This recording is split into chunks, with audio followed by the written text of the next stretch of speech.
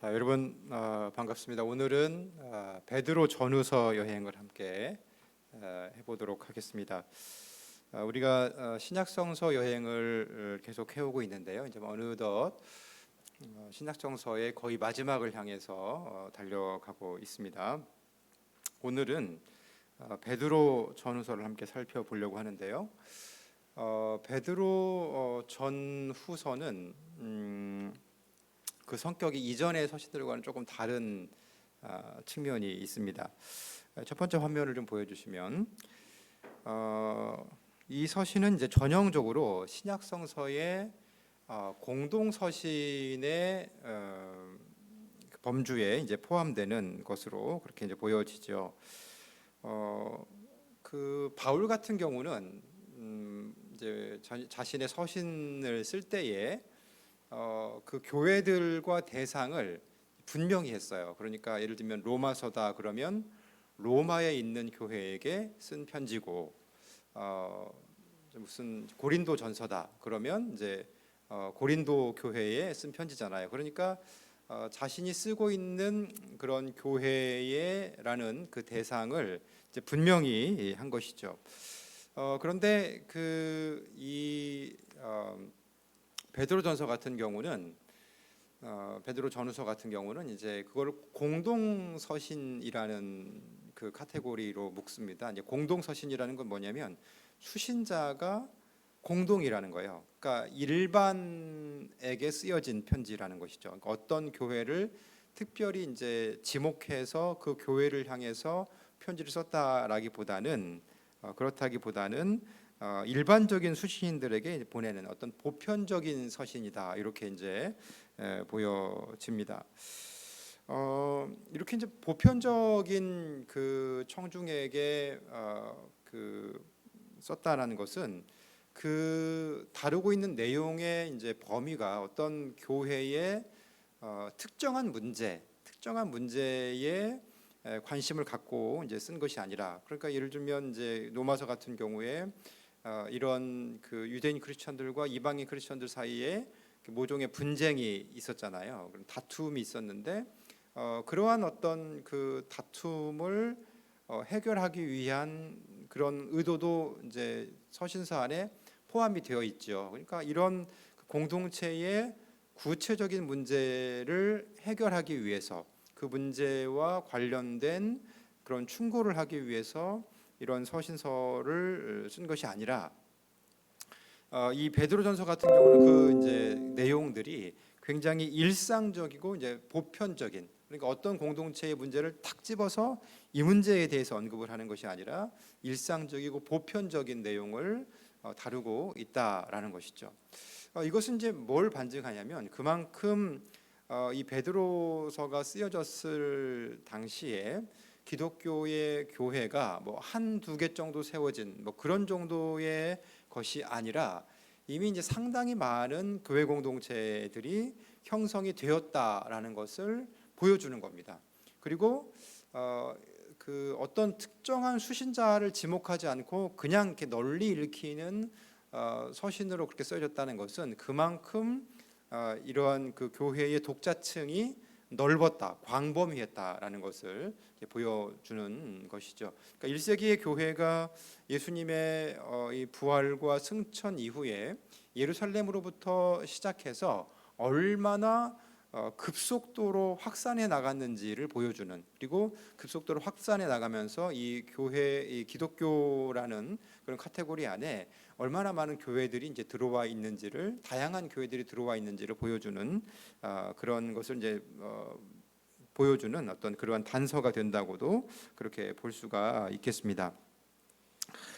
다음 화면을 좀 보여주시면, 이 그 저자의 묘사에 따르면은 베드로전서는 이제 수신인들에게 용기를 주고 또 가르치고 은총에 대해서 이제 증거하기 위해서 그렇게 쓰여진 것으로 보이는데, 5장 12절을 이제 보시면 이렇게 말해요. 5장 12절, 이제 베드로전서의 끝 인사 부분인데 이렇게 언급을 하죠.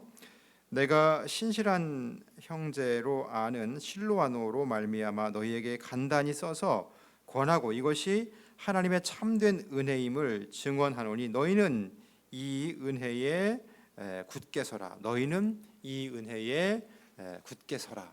너희는 이 은혜에 굳게 서라. 이것이 이제 그 베드로서가 보여주는 어떤 그 핵심적인 권면의 내용으로 그렇게 이제 보여줘요. 그러니까 이 수신인들에게 용기를 주고 격려하고 그 믿음 안에 굳게 서도록 그렇게 쓰여진 그런 목적을 갖고 쓰여진 것이라고 보여집니다. 그러니까 어쩌면 그 다른 서신서들보다도 이제 베드로서가 갖고 있는 그러한 그 중요한 장점 중에 하나는 뭐냐면 어떤 그 교회의 특정한 문제를 다루는 것이 아니기 때문에 오늘 우리의 일상적인 신앙생활에 도움을 받을 수 있는 그러한 이 서신으로 그렇게 이제 보여지죠. 왜냐하면 보편적인 일반 대중에게 일반 기독교 독자들에게 쓰여진 그런 편지이기 때문에 그리고 그들을 격려하기 위해서 쓰여진 편지이기 때문에 어쩌면 오늘 현대 크리스천들의 어떤 상황에 가장 잘 맞는 그런 서신이 아닌가 이렇게 생각이 되기도 합니다. 그다음 화면을 좀 보여주시면 이 서신은 그 수신자를 이제 일반 대중으로 선택을 했잖아요. 그런데 그 수신자를 이제 아주 간략한 용어로 언급을 하고 있어요. 베드로전서 1장 1절을 보시면 이렇게 언급을 하죠. 베드로전서 1장 1절. 예수 그리스도의 사도 베드로는 본도, 갈라디아, 갑바도기아, 아시아의 비두니아에 흩어진 나그네 곧 하나님 아버지의 미리 아심을 따라 성령이 거룩하게 하심으로 순종함과 예수 그리스도의 피뿌림을 얻기 위하여 택하심을 받은 자들에게 편지하노니 은혜와 평강이 너희에게 더욱 많을지어다. 아멘. 이렇게 이제 언급을 하고 있습니다. 본도, 갈라디아, 갑바도기아, 아시아와 비두니아에 흩어진 나그네. 그러니까 지금 이제 이 베드로 전서의 수신자들이 지금 어디에 있냐면 일반 교회들이라고 그랬잖아요. 그래서 한 교회 한 지역을 로마에 있는 뭐 고린도에 있는 갈라디아에 있는 이렇게 이제 지목하진 않고 그 장소를 굉장히 다양하게 이제 언급을 하죠. 본도, 갈라디아, 갑바도기아, 또 아시아와 비두니아 이제 언급을 하죠. 전부 다 이제 이 지역들이 소아시아에 있는 그런 지역들입니다. 소아시아에 있는 그런 지역들인데, 그러니까 소아시아에 흩어져 있는 그러한 크리스천들에게 그렇게 이제 그 편지를 쓰고 있는 것이죠. 그러니까 이제 공동 서신인데 어느 지역에 있는 교회들에게 쓰고 있는 거예요. 지금 여기 베드로전서 1장 1절에 언급한 걸 보면 소아시아 지역에 있는 그러한 성도들에게 교회들에게 이 편지를 공통적으로 써서 이제 보낸다고 합니다. 보내는 것이죠. 그래서 이제 이 서신을 뭐라고 부른다고요? 공동 서신이다. 이렇게 부르는 것이죠. 거기서 이제 주목해봐야 할 단어가 흩어진 나그네들이라는 표현입니다. 흩어진 나그네라는 표현이에요. 흩어진 나그네가 누구를 가리키는 것일까 이렇게 이제 생각을 해볼 수가 있어요. 흩어진 나그네가 누구를 가리키는 것일까? 그 흩어진이라는 용어를 통해서 보면 이제 디아스포라잖아요. 디아스포라. 그러니까 디아스포라 유대인들이라는 그러한 생각을 갖게 됩니다. 이 용어를 보게 되면 이 용어만을 주목하게 되면 흩어진 나그네다라는 그런 용어만을 주목하게 되면 이게 이제 디아스포라 유대인들에게 보낸 그러한 편지인가 이런 생각을 갖게 되죠. 흩어졌다고 그랬을 때에 이런 의미를 여러 가지로 이제 생각해 볼 수가 있어요. 뭐냐면 예루살렘에 있다가 흩어진 그러한 유대인들인가? 아니면 그것과 상관없이 그냥 이렇게 이제 아직 하나님 나라가 임하기 전에 하나님 나라가 도래하면 한 곳으로 모일 거 아니겠어요? 한 곳으로 모일 텐데 그 전에 이제 우리가 살고 있는 지역들은 여러 군데 흩어져서 살고 있으니까 그런 의미의 흩어진 나그네인가, 그런 이제 이중적인 의미를로 가지고 이제 해석을 할 수 있는 거죠. 그러니까 예루살렘에 살다가 원래 이제 예루살렘 유다의 주민들이었는데 소아시아로 흩어진 그런 디아스포라 유대인들을 가리키는 말인가, 아니면 이제 결국 종말론적으로 하나님 나라에 속해서 살게 될 텐데 그 전에 이제 살아가는 삶의 장소는 각각이기 때문에 그런 의미의 흩어진 유대인들인가, 그러니까 이 부분들은 조금 논쟁의 여지가 있는 것 같습니다. 어쨌든 그 흩어진 나그네라는 표현은 조금 유대적인 색채를 띠고 있는 그런 표현이라고 보여집니다. 그래서 특히 이제 그 2장 12절 중에 보시면, 2장 12절 중에 보시면 이렇게 언급을 해요. 2장 12절을 보면 너희가 이방인 중에서 행실을 선하게 가져 너희를 악행한다고 비방하는 자들로 하여금 너희 선한 일을 보고 오시는 날에 하나님께 영광을 돌리게 하려 함이라. 근데 이제 이런 표현을 좀 보세요. 너희가 이방인 중에서 행실을 선하게 가져, 이렇게 말하죠. 너희가 이방인 중에서 행실을 선하게 가져. 자, 이런 표현들을 이제 베드로가 쓰고 있다고 한다면, 이방인 중에서 행실을 선하게 가져, 이런 표현을 쓰고 있다고 한다면, 이거는 지금 그 청중들이 어떤 사람인 것을 가리키는 겁니까? 그러니까 유대인들이라는 것을 가리킬 가능성이 많지요. 그러니까 여기 다 이방인들인데 너희가 이방인 중에서 행실을 선하게 가져, 이렇게 말할 수는 없는 거예요. 이들이 다 이방인이라면 그렇게 말하기는 어려운 거죠. 그러니까 이제 그런 측면에서 본다고 한다면 지금 흩어진 나그네라는 그러한 그 수신 대상자들이 유대인일 가능성이 많습니까? 이방인일 가능성이 많습니까? 이게 유대인들일 가능성이 많죠. 그리고 흩어진 나그네라는 그 표현 자체가 이제는 조금 유대적인 색채를 갖고 있는 그런 용어라고 볼 수 있습니다.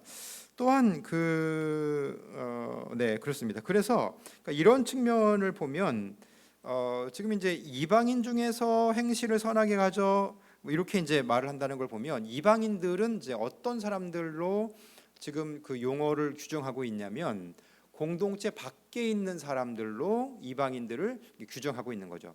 그러니까 이 공동체 안에 있는 유대인들을 가리켜서 흩어진 나그네다, 이렇게 이제 언급을 하고 있는 것으로 그렇게 보여집니다. 그런데 재미있는 건 뭐냐면요. 지금 이제 이런 도식을 갖고 이 수신자들이 누구인지를 살펴보는 것은 이제 아구가 딱딱 맞아 떨어지는데, 베드로전서 안에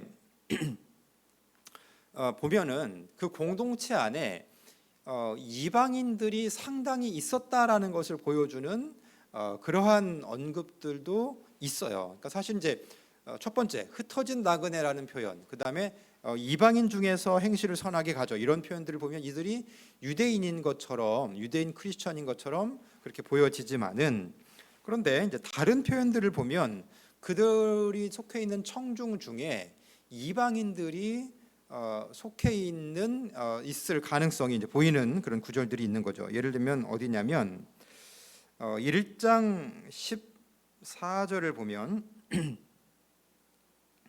자, 이렇게 보세요. 1장 14절을 보면 너희가 순종하는 자식처럼 전에 알지 못할 때에 따르던 너희 사욕을 본받지 말고, 그러니까 전에 이제 알지 못하던 때에 따르던 너희 사욕, 그러니까 이런 그 표현을 보면, 그러니까 이제 이게 뭘 전제하는 거냐면 이방인으로서 자기들 마음대로 사욕을 쫓아서 살려고 했던 그런 그 그림이 이제 보여지는 거죠. 또 1장 18절 보면 이렇게 말했죠. 너희가 알거니와 너희 조상이 물려준 헛된 행실에 대해서 대속함을 받은 것은 너희 조상이 물려준 헛된 행실이다, 이렇게 언급을 해요. 그러니까 너희 조상이 물려준 헛된 행실. 그러니까 지금 만약에 이제 유대인 크리스천들이라고 한다면 그들의 조상이 누굽니까? 아브라함을 그들의 조상으로 생각을 하고 있죠. 믿음의 조상 아브라함 아니겠어요? 그러니까 아브라함으로 이제 그 조상을 생각할 텐데, 아브라함에 대해서 아브라함과 이삭과 야곱으로 이렇게 이어지는 그들의 선조들에 대해서 이런 표현을 쓸 수는 없는 거예요. 너희 조상들이 물려준 헛된 행실이다. 이런 표현을 쓰기는 가능하겠어요? 이게 불가능하겠죠. 그러니까 이제 이런 표현들을 보면 그들은 그 청중들의 대다수는 누구를 가리키는 거냐면 이방인 크리스천들을 가리키는 거죠. 뿐만 아니라 그 2장 1절에 보면 그러므로 모든 악독과 모든 기만과 외식과 시기와 모든 비방하는 말을 버리고 이렇게 언급을 합니다. 그러니까 이제 이런 그 세상에서 행했던 악한 행실들 이런 행실들이 이제 있었고요. 또 이제 그 4장 3절 같은 경우에 결정적으로 이렇게 언급을 해요. 4장 3절에 보면 너희가 음란과 정욕과 술 취함과 방탕과 향락과 무법한 우상 숭배를 하여 이방인의 뜻을 따라 행한 것은 지나간 때로 족하도다 이렇게 언급을 하죠. 너희가 음란과 정욕과 술 취함과 방탕함과 향락과 무법한 우상 숭배를 하여 이방인의 뜻을 따라 행한 것은 지나간 때로 족하도다 이렇게 언급을 합니다. 그러니까 이제 그 죄악의 항목들로 내세우고 있는 음란, 정욕, 술 취함, 방탕, 향락, 특별히 이제 우상 숭배 이런 것들을 보면 이것들은 이방인들의 항목들이란 말이에요. 그러니까 이제 그 이 청중들 중에 이방인 크리스천들이 상당히 많이 있었던 거고요. 그들이 개종해서 들어온 거죠. 이 우상 숭배하고 이방인으로서 자기들 마음대로 살다가 소아시아에 있는 교회들이 이제 개종해서 들어온 것을 그렇게 이제 볼 수가 있습니다. 그러니까 이제 헷갈리는 거예요. 흩어진 나그네라는 표현을 본달지 뭐 이런 표현들을 볼 때는 이것이 이제 유대인 같은데 그러나 이러한 그 다른 측면들을 보게 되면 지금 쭉 언급해드렸던 1장과 2장, 4장 이런 언급들을 보게 되면 이방인 크리스천들일 가능성을 또 이제 보게 되지요.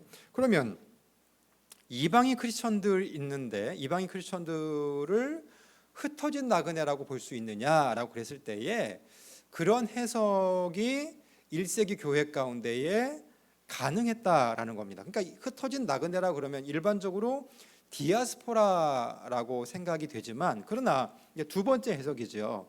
하나님 나라에 장차 이제 들어가게 될 그런 백성으로서 지금은 흩어져서 살고 있다는 의미에서의 흩어진 나그네. 그것이 인종적인 구분이 아니라 동일하게 하나님 백성으로서 흩어진 나그네라는 것을 나그네라고 이렇게 이제 규정을 한다고 한다면 이 흩어진 나그네라는 표현을 이방인 크리스천들에게도 쓸 수가 있었다는 것이죠. 그러니까 이런 측면을 보게 되면 유대인과 지금 이제 베드로가 이렇게 이제 편지를 쓰고 있는 소아시아의 교회들 안에는 이방인 크리스천들과 유대인 크리스천들이 섞여 있다라는 것을 이게 볼 수가 있고요. 그렇고 그것이 이제 이방인 크리스천들도 동일한 하나님의 백성으로서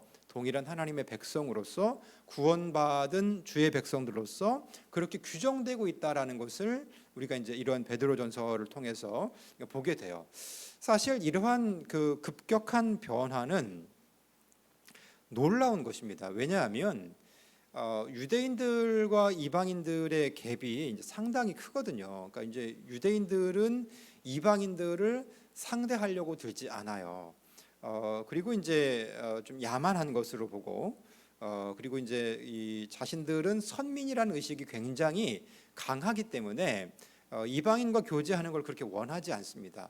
그런데 교회 공동체 안에서 이러한 그 이방인과 유대인 사이에 장벽이 1세기 교회 안에서는 기독교 교회 안에서는 허물어져 있다라는 것을 볼 수가 있죠.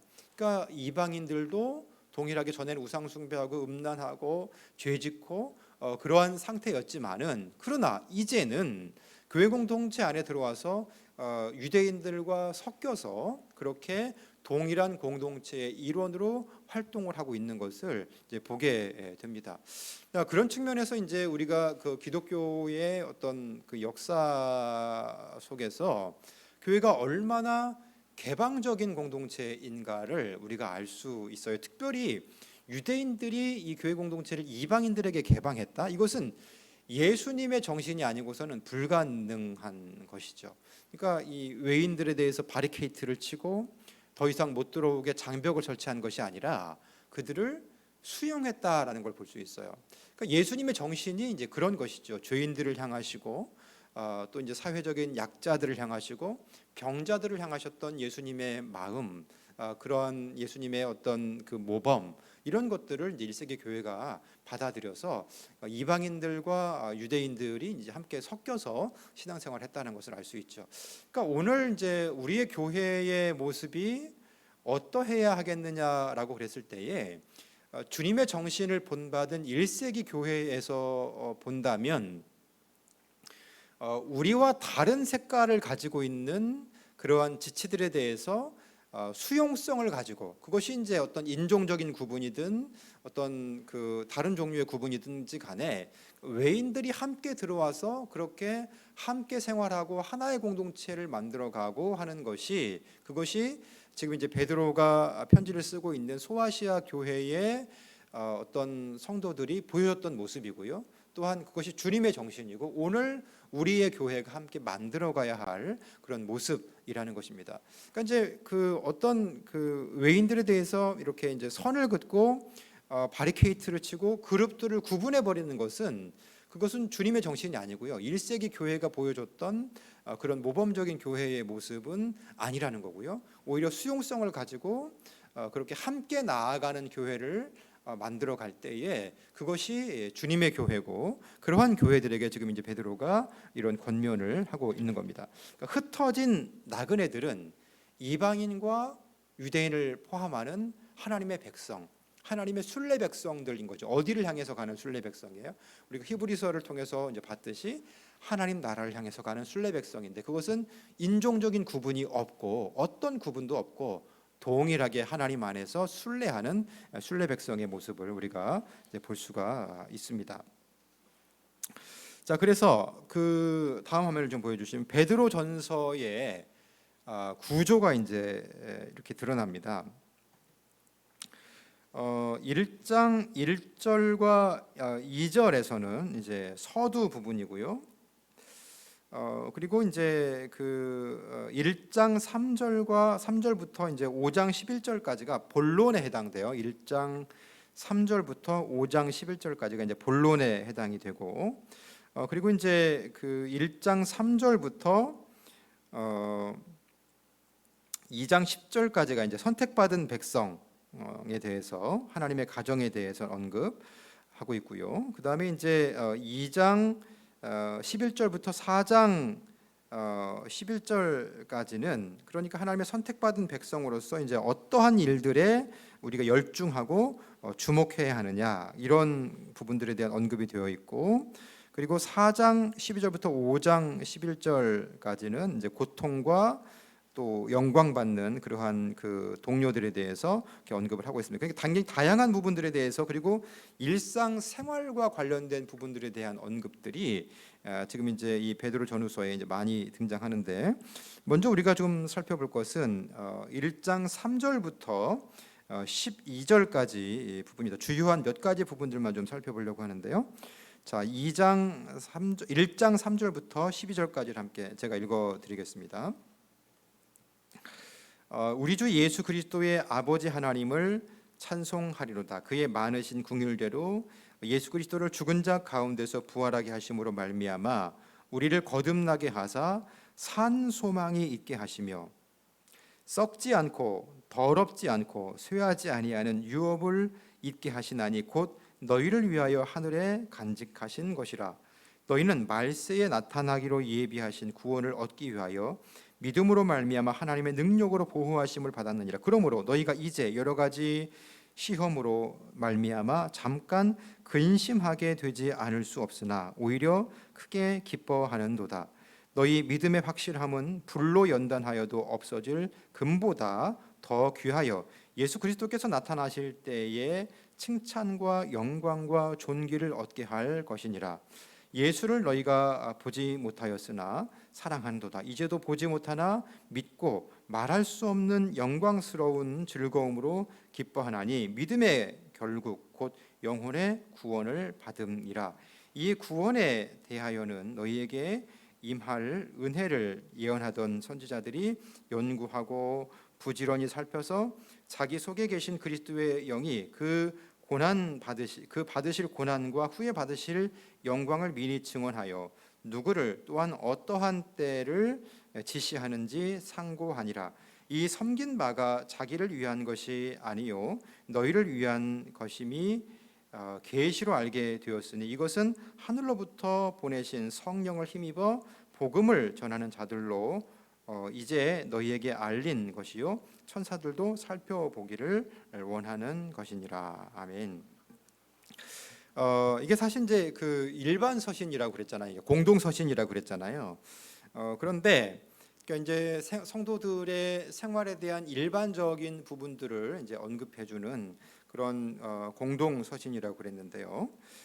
그 중에 이제 그 베드로 전서를 시작하면서 한 가지 전제를 하고 있습니다. 그게 뭐냐면 1장 3절이에요. 1장 3절 보시면 우리 주 예수 그리스도의 아버지 하나님을 찬송하리로다. 그의 많으신 긍휼대로 예수 그리스도를 죽은 자 가운데서 부활하게 하심으로 말미암아 우리를 거듭나게 하사. 자, 그다음 부분이죠. 산 소망이 있게 하시며 이렇게 언급을 합니다. 산 소망이 있게 하시며. 그러니까 신앙생활의 어떤 그 전제를 이제 베드로전서에서 보여주는데요. 예수 그리스도께서 우리들에게 오늘 살아있는 소망이 되신다는 겁니다. 살아있는 소망이 되신다는 거예요. 우리가 오늘 이제 일반적으로 신앙생활을 해가고 일상생활을 해가고 그렇게 이제 살아가고 있는데 오늘 우리에게 주님이 어떻게 다가오시는가? 그분이 살아계신 소망이 되신다는 겁니다.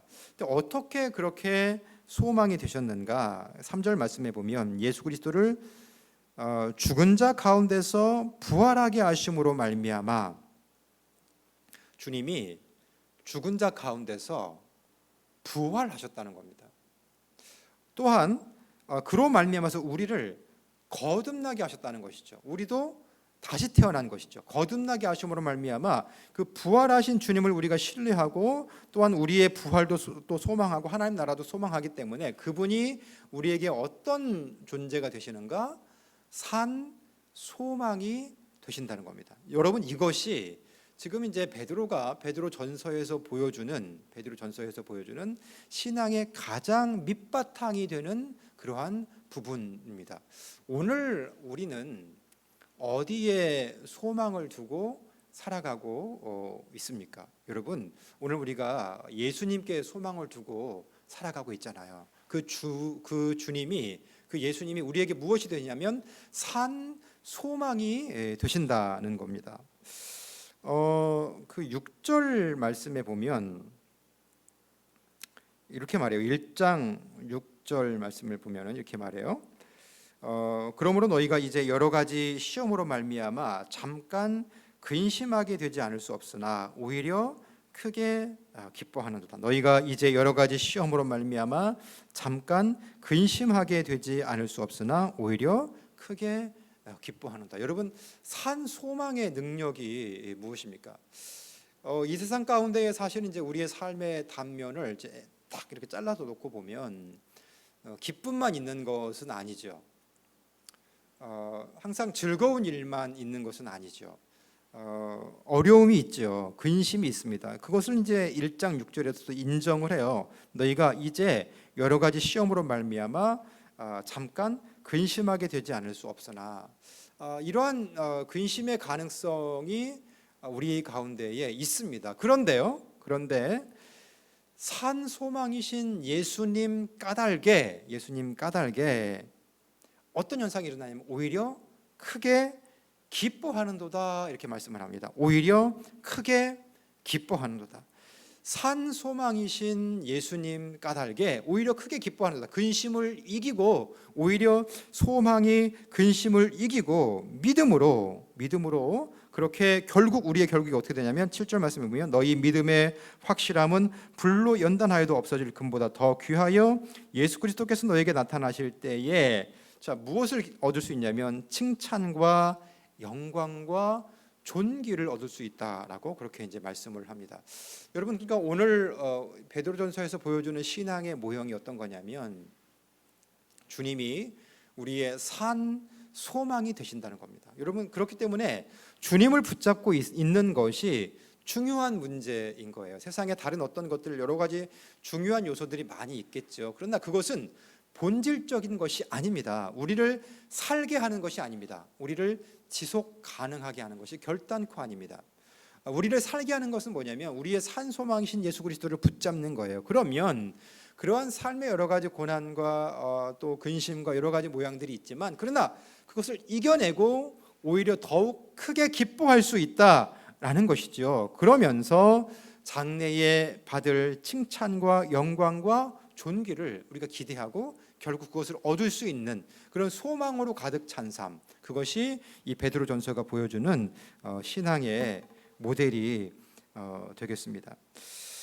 그러면서 이렇게 이제 언급을 합니다. 그 18절 보시면 2장 18절 말씀이에요. 2장 18절 이렇게 말합니다. 1장 18절부터 25절까지 읽어보겠습니다. 2장 18절부터 25절.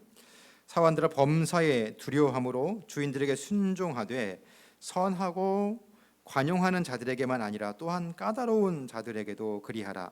부당하게 고난을 받아도 하나님을 생각함으로 슬픔을 참으면 이는 아름다우나 죄가 있어 매를 맞고 참으면 무슨 칭찬이 있으리요. 그러나 선을 행함으로 고난을 받고 참으면 이는 하나님 앞에 아름다우니라.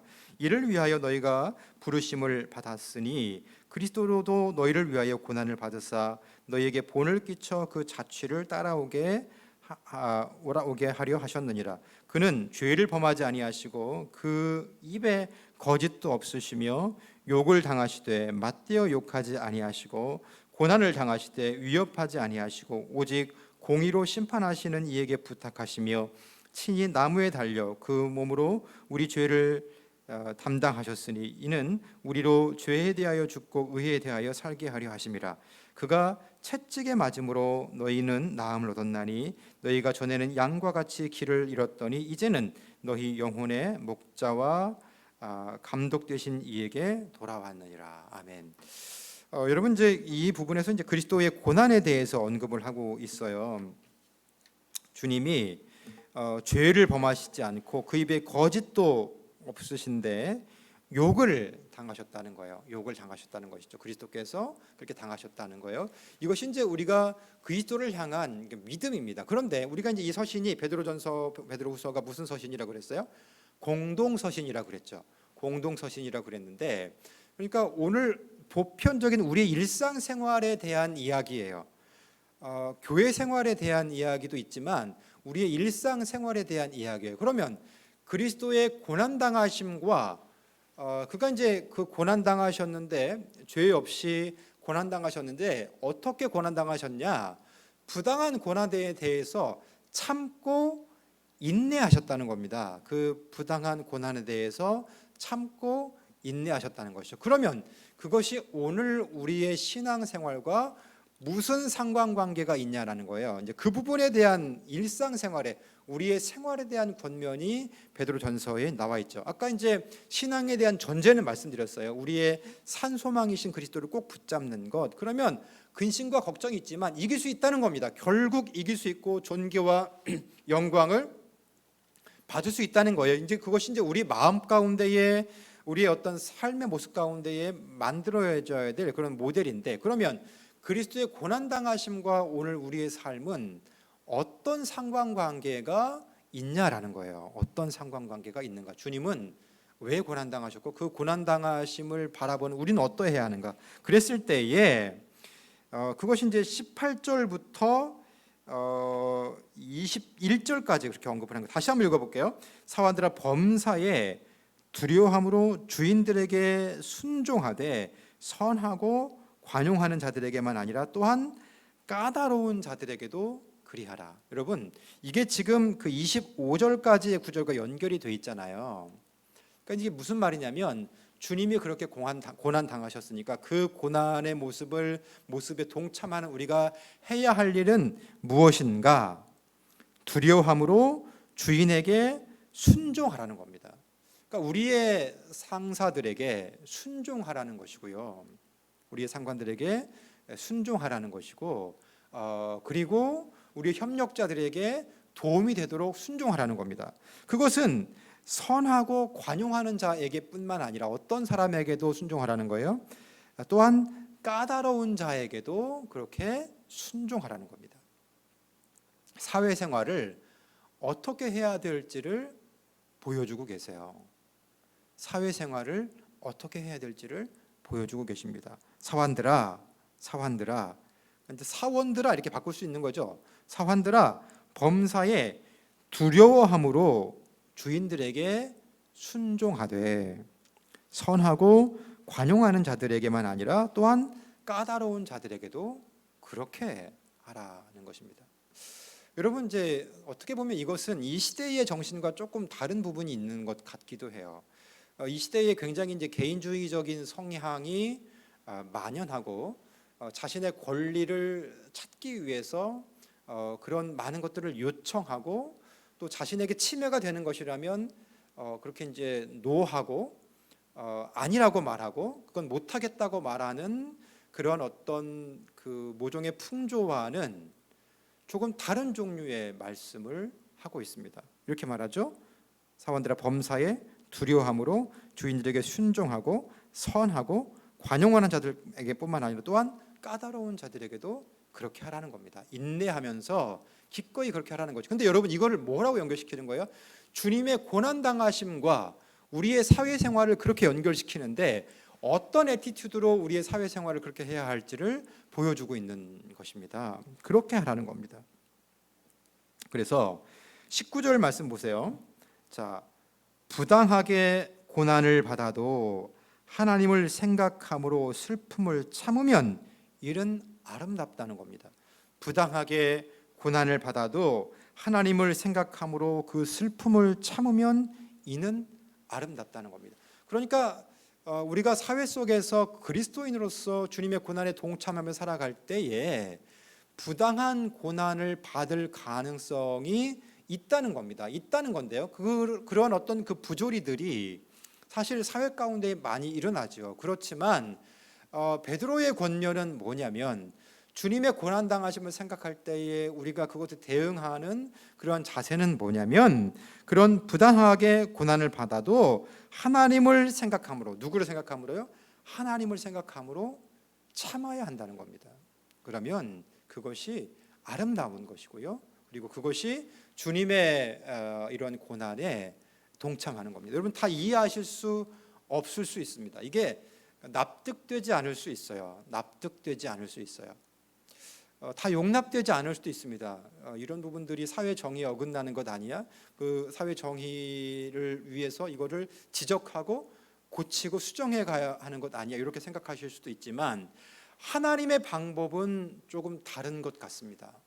하나님의 방법은 조금 다른 것 같아요. 지금 베드로전서에서 보여준 하나님의 방법은 그런 방식으로 사회를 변혁시켜 가는 것이 아니라 오히려 그것을 용납하고 참고 인내할 때에 인내함으로 말미암아 이러한 종류의 어떤 그 변화를 하나님이 주도하시는 변화를 말씀하고 있는 것 같습니다. 21절 말씀에 보시면 이렇게 말하죠.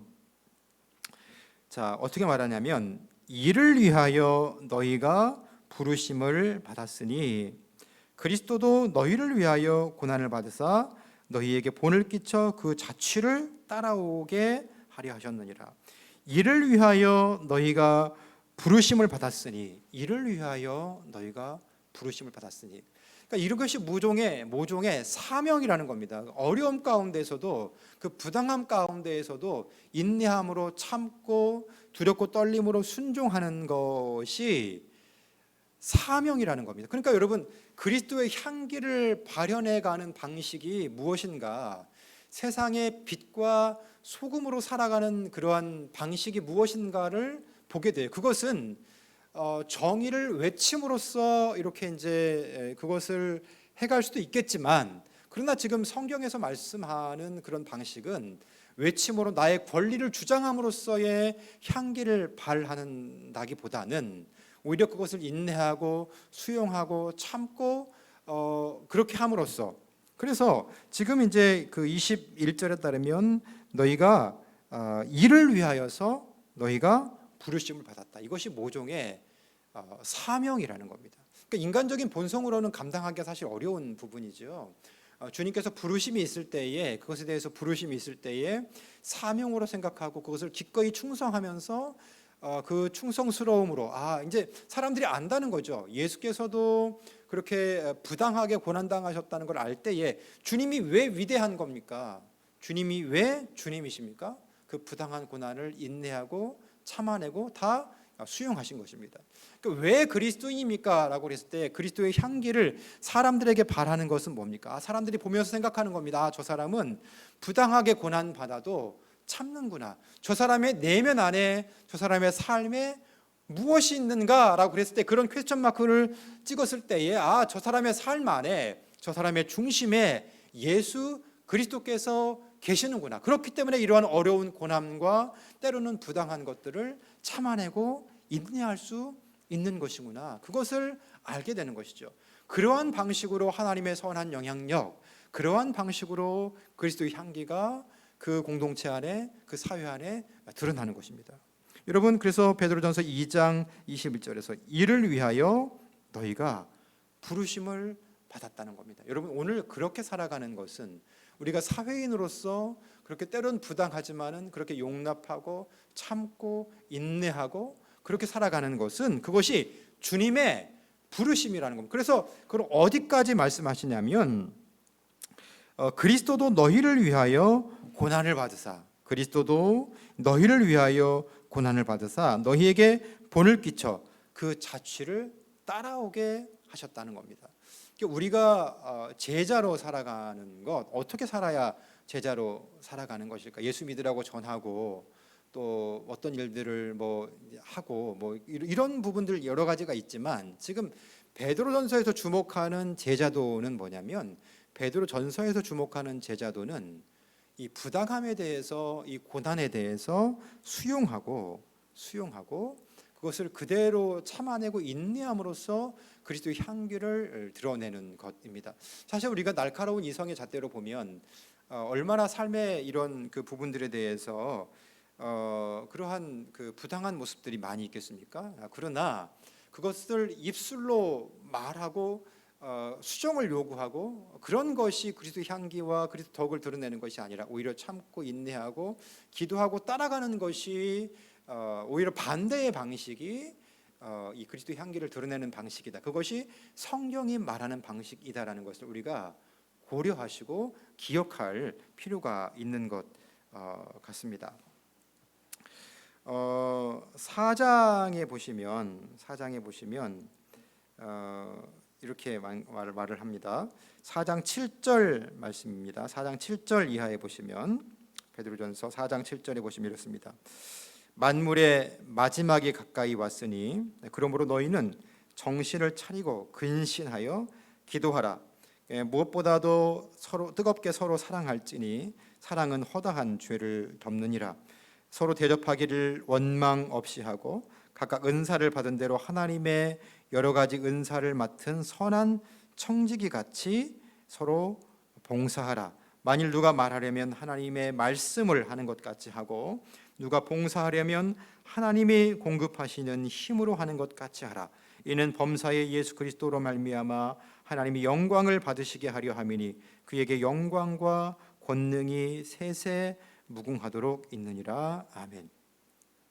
여러분, 아까 이제 우리가 서두에 그러한 신앙 모델을 말씀드렸잖아요. 그러한 산 소망이신 예수 그리스도, 그리고 장차 우리가 받게 될 영광들, 존귀함, 이런 것들을 갖고 삶을 살아가는 그러한 신앙 모델을 베드로전서에서 말하고 있다고 말씀을 드렸는데, 그러면 오늘 우리가 살아가는 시점은 어느 시점이냐는 것이죠. 그랬을 때에 이 4장 7절의 말씀은 종말론적인 삶을 의미합니다. 그래서 4장 7절에 보면 만물의 마지막이 가까이 왔다고 그렇게 말씀합니다. 사실 우리가 하루하루 나이 들어가잖아요. 하루하루 늙어가잖아요. 그러니까 어떤 그 인류 역사 가운데에 언제 주님이 오실는지 그런 종말을 생각하지 않는다고 할지라도, 굳이 그런 거창한 하나님께서 만들어 가실 그런 종말을 생각하지 않는다 할지라도, 우리의 삶은 종말론적인 삶이 될 수밖에 없는 것이, 삶이 유한합니다. 그리고 어제보다는 오늘 조금 더 늙은 거예요. 그래서 점점 종말을 향해서 달려가고 있는 겁니다. 그랬을 때에 만물의 마지막이 점점 더 가까워오는 것이죠. 그랬을 때, 그러므로 우리가 해야 할 일은 뭐냐면 정신을 차리고 근신해서 기도하라는 겁니다. 근신하면서 기도하라는 거예요. 산 소망신 예수 그리스도를 바라보며 살아가는 오늘의 우리의 삶 가운데에 해야 할 첫 번째 항목이 뭐냐면 기도하는 겁니다. 여러분 기도하고 계시죠? 기도하셔야 됩니다. 기도하는 것이고요. 두 번째는 뭐냐면 8절에 보면 무엇보다도 서로 뜨겁게 사랑하라는 겁니다. 사랑해야 합니다. 뜨겁게 사랑해야 합니다. 사랑은 뭐냐? 허다한 죄를 덮는 것이 사랑입니다. 왜 저럴까 불평하고 뒷담화하고 그런 것이 아니라 허다한 죄를 덮는 것이 사랑이라는 겁니다. 사랑이 뭐냐? 나 저 사람 사랑해라고 그럴 때에 뭐가 사랑이냐? 그랬을 때에 사랑은 허다한 죄를 덮는 것이 사랑입니다. 이걸 지적하는 것이 사랑이 아니고 허다한 죄를 덮는 것이 사랑이라는 것이죠. 그래서 사랑의 다른 양태는 뭐냐면 9절에 대접하기를 서로 원망 없이 대접하고, 또한 10절 말씀에 보면 각각 은사를 받은 대로 하나님의 여러 가지 은혜를 받은, 세 번째 어떤 삶을 살아야 되냐면 선한 청지기 같이 서로 봉사하는 삶을 살아야 합니다. 선한 청지기라는 것이죠. 첫 번째 기도하고 사랑하고 청지기 같이 살아야 한다라는 겁니다. 청지기 같이 서로 무엇 하는 거예요? 봉사하는 삶을 살아야 한다는 것이죠. 그러니까 말씀을 듣고 그냥 아멘하고 이런 삶에 머무르는 것이 아니라 그리스도 안에서 산 소망을 가진 그리스도인의 삶은 청지기의 삶인데 하나님 앞에 일하는 그러한 삶을 살아야 한다는 겁니다. 그래서 11절 말씀 보시면 이렇게 마지막으로 언급하죠. 만일 누가 말하려면 하나님의 말씀을 하는 것 같이 하고, 누가 봉사하려면 하나님이 공급하시는 것 같이 하라.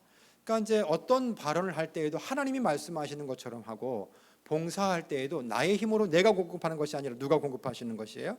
하나님이 공급하는 것처럼 그렇게 하라는 겁니다. 그렇게 선한 청지기처럼 사는 겁니다. 그러니까 청지기가 해야 할 그런 언급들 뭐예요? 말할 때에 하나님 말하는 것처럼 하는 것, 봉사할 때에 하나님이 공급하시는 것처럼 공급하는 것. 그래서 11절 중반절에 보시면 이는 범사에 예수 그리스도로 말미암아 하나님이 영광을 받게 하려 함이시니, 이렇게 말합니다. 그 모든 걸 통해서 뭐가 드러나야 되는 거예요? 하나님의 거룩한 영광이 드러나야 되는 겁니다. 여러분 이제 베드로전서 안에서 여러 가지 언급들이 있지만 요컨대 이런 거예요. 신앙의 모범을 말씀하고 있어요. 그러니까 예수 그리스도에게 산 소망을 두고 살아가는 여러 가지 근심이 있지만, 그러나 그것이 기쁨으로 변화될 수 있다라는 겁니다. 기쁨으로 변화될 수 있다라는 것이죠. 그러면서 지금 이제 보시는 것이 우리가 어떻게 그런 삶 가운데에 이제 공동체 밖에서의 삶과 공동체 안에서의 삶, 지금 이제 우리가 언급하진 않았지만 가정에서의 삶도 3장에 나와 있어요. 아내로서, 남편으로서 어떻게 살아야 되는지 가정에서의 삶도 나와 있는데, 사회 속에서의 삶, 가정에서의 삶, 그다음에 교회 공동체 안에서 삶, 이렇게 세 가지 삶으로 구분이 되어 있습니다. 사회생활 어떻게 하라고 그랬습니까? 사회생활 어떻게 하라고 그랬죠? 인내함으로 그 부당한 고난을 참아내라는 겁니다. 가정에서의 삶이 궁금하시면 3장을 읽어보십시오. 베드로전서의 3장을 읽어보시면 가정에서 어떻게 살아야 될지를 언급하고 있어요.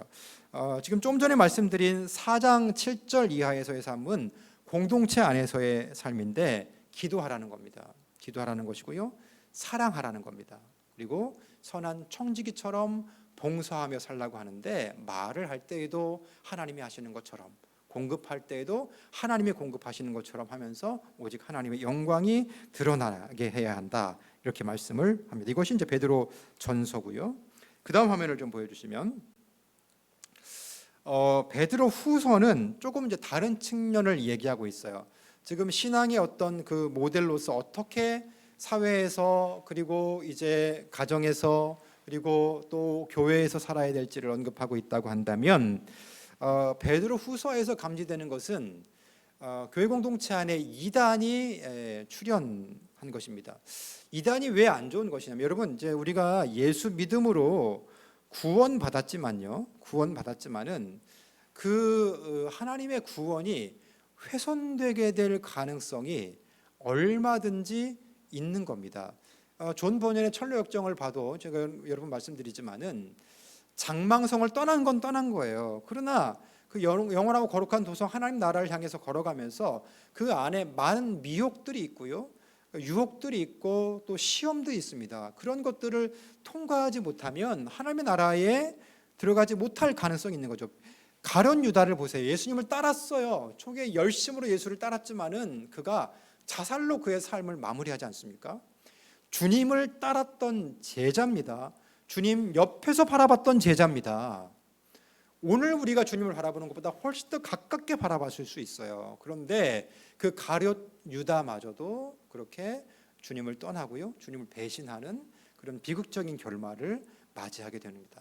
여러분 우리가 정신을 차리고 이 베드로서의 말씀처럼 근신해야 하면서 기도해야 하는 이유는 그런 훼손의 가능성들이 있기 때문에 두렵고 떨림으로 오늘 우리의 구원을 이루어야 돼요. 그런데 이단의 출현은 그러한 그 하나님 나라를 향해서 걸어가는 이 흩어진 나그네의 삶을 살아가는 자에게 위협이 된다는 것이죠. 그래서 그런 그 이단에 대한 여러 가지 언급들을 이제 말씀을 하고 있는데, 그 다음 화면을 보여주시면 베드로 전서, 베드로 후서를 보시면 이제 1장 1절과 2절의 구조는 서두예요.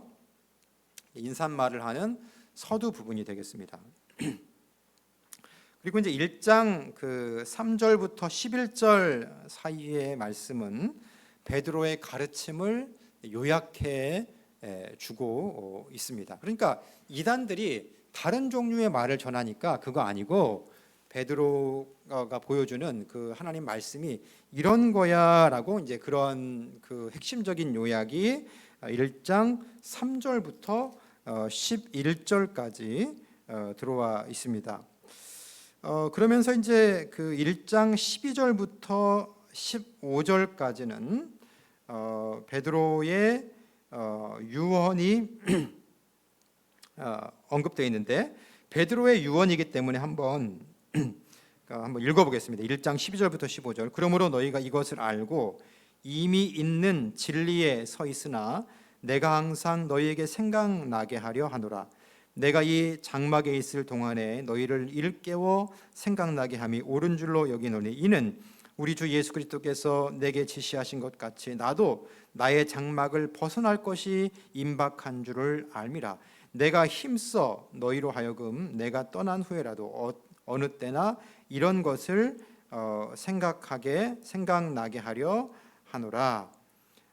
이렇게 이제 이런 부분들은 이제 유언 부분들이 이제 언급이 되어 있죠. 그러니까 이제 지금 보시면 그 14절에 보면 이는 우리 주 예수 그리스도께서 내게 지시한 것 같이 나도 나의 장막을 벗어날 것이 임박한 줄을 알미라. 그러니까 이게 이제 육신의 장막을 가리키는 것이죠. 그 장막을 벗어날 때가 이제 임박했다. 이것을 알고 있다. 그러면서 16절에 보시면 15절에 보시면 내가 힘써 너희로 하여금 내가 떠난 후에라도 이런 것을 생각나게 하려 한다. 그러니까 이제 베드로가 지금 이제 전하고 있는 이런 그 베드로의 가르침의 어떤 요약적인 부분들, 또 이제 이 거짓 선생들에 대한 그런 어떤 경계의 말씀들, 이런 것들을 이제 생각나게 하려고 한다라는 그런 어떤 베드로의 유언적인 그런 메시지가 이 베드로 후서 안에 들어와 있다는 겁니다. 종말을 앞두고, 그러니까 죽음을 앞두고 하고 있는 유언적인 메시지가 베드로 후서 안에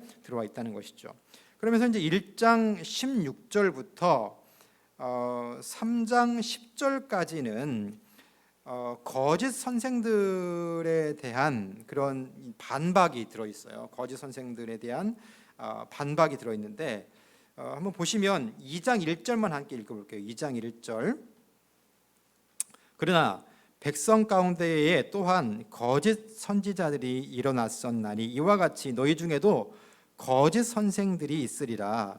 그들은 멸망하게 할 이단을 가만히 끌어들여 자기를 사신 주를 부인하고 임박한 멸망을 스스로 취하는 자들이라. 여럿이 그들의 호색하는 것을 따르리니 이로 말미암아 진리의 도가 비방을 받을 것이요 그들이 탐심으로 지어낸 말을 가지고 너희로 이득을 삼으니 그들의 심판은 옛적부터 지체하지 아니하며 그들의 멸망은 잠들지 아니하느니라. 이렇게 이제 언급을 해요. 그래서 지금 이제 그 교회 내에 거짓 선생들이 들어왔다는 것을 그렇게 이제 보여주고요. 그래서 이제 그들이 어떤 일을 하느냐. 1절 후반절에 보면 이단을 가만히 끌어들여 자기 자신들을 사신 주를 부인하게 하는 것, 그리고 임박한 멸망을 스스로 취하게 한다. 또 호색하는 것들을 따르게 한다. 이런 어떤 그 부정적인 결과들을 거짓 선생들이 이제 가져온다는 것을 그렇게 이제 말씀을 하고 있습니다. 그래서 이제 이 거짓 선생들을 경계하라고 그렇게 이제 말씀을 하고요. 그러면서 3장 11절 이하에는 3장 10절부터 볼까요? 3장 10절부터 보면 그러나 이제 그런 여러 가지 유혹이 있지만 우리가 어떤 삶을 살아야 될지를 보여주고 있는데 3장 10절부터 그 이하의 말씀 한번 읽어보겠습니다. 3장 10절 보시면 그러나 주의 날이 도둑같이 오리니 그날에는 하늘이 큰 소리로 떠나가고 물질이 뜨거운 불에 풀어지고 땅과 그 중에 있는 모든 일이 일어나리로다. 이 모든 것이 이렇게 풀어지리니 너희가 어떠한 사람이 되어야 마땅하냐. 거룩한 행실과 경건함으로 하나님의 날이 임하기를 바라고 간절히 사모하라. 그날이 하늘이 불에 타서 풀어지고 물질이 뜨거운 불에 녹아지려니와 우리는 그의 약속대로 의가 있는 곳인 새 하늘과 새 땅을 바라보는도다. 그러므로 사랑하는 자들아 너희가 이것을 바라보나니 주 앞에 점도 없고 흠도 없이 평강 가운데서 나타나기를 힘쓰라. 또 우리 주의 오래 참으심이 구원이 될 줄로 여기라. 우리가 사랑하는 형제 바울도 그 받은 지혜대로 너희에게 이같이 썼고 또 그 모든 편지에도 이런 일에 관하여 말하였으되 그 중에 알기 어려운 것이 더러 있으니 무식한 자들과 굳세지 못한 자들이 다른 성경과 같이 그것도 억지로 풀다가 스스로 멸망에 이르느니라. 그러므로 형제들아 사랑하는 자들아 너희가 이것을 미리 알았은즉 무복한 자들의 미혹에 이끌려 너희가 굳센 데서 떨어질까 삼가라. 네, 지금 이제 10절부터 이제 읽었는데요. 10절에 따르면 지금 이제 그 베드로 전서에서도 종말론적인 삶을 얘기하지만 지금 이제 10절에서도 베드로 후서 3장 10절에서도 종말론적인 삶을 얘기해요. 주의 날이 어떻게 임한다고요? 주의 날이 도둑같이 올 것이다. 그러면서 말세에 주님 오시는 그날에 이루어질 일들에 대해서 예언하고 있습니다. 노아의 홍수 때는 세상이 물로 망했지만 그러나 10절에 따르면 세상의 마지막은 불로 망해요. 그래서 보세요.